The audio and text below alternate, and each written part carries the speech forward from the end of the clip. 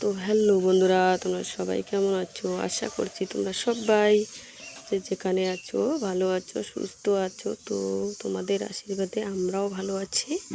তো বন্ধুরা, এখন বাজে সকাল 7টা। তো আমি আজকে লেট করেই উঠেছি, 7টার দিকে উঠেছি। তো যাই হোক, আমি উঠেই কিন্তু এসে করে 7টার দিক থেকে ব্লগটা শুরু করলাম। তো তোমরা ব্লগটা আমার দেখতে থাকো, ততক্ষণ কি কাজ করি তোমাদের সঙ্গে শেয়ার করব। বন্ধুরা দেখো, আমি রান্নাঘরের দিকে চলে আসছি।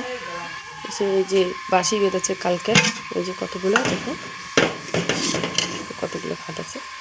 তো ওই জন্য আজকে অল্প করে ভাত বানাবো দুপুরটার জন্য। তো এখন ওগুলো ভাতে খেয়ে নেবো। আর এই যে তরকারি দিচ্ছে লাউ,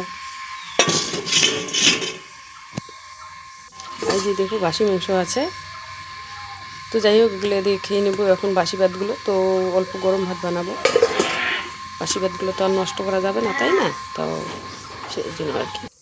তো যাই হোক বন্ধুরা, কালকে অনেক ভাত আছে। তো কালকে আমার যে মামাতো ভাইয়ের বিয়ে লাগছে না, আমার বাড়ির পাশের মেয়ে। তো যাই হোক, ওরা আসছিলো, আমার মামাতো ভাইটা আসছিলো।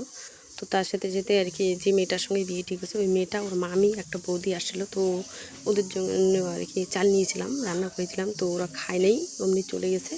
তো সেই জন্য ভাতগুলো আর রয়ে গেছে আর কি। তো ওই ভাতগুলো তো আর নষ্ট করা যাবে না, তাই না? তো ভাবছি যে না, ওই ভাতগুলো খেয়ে নেই সকালবেলা।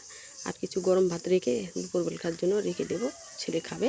আমি তো আলু কাজে যাব, আমি তো আর থাকবো না। যাই হোক বন্ধুরা, সেই জন্য আর পরে একটা এসে হয়ে গেছে, সেজন্য বেশিক্ষণ ক্যামেরাটা করতে পারিনি।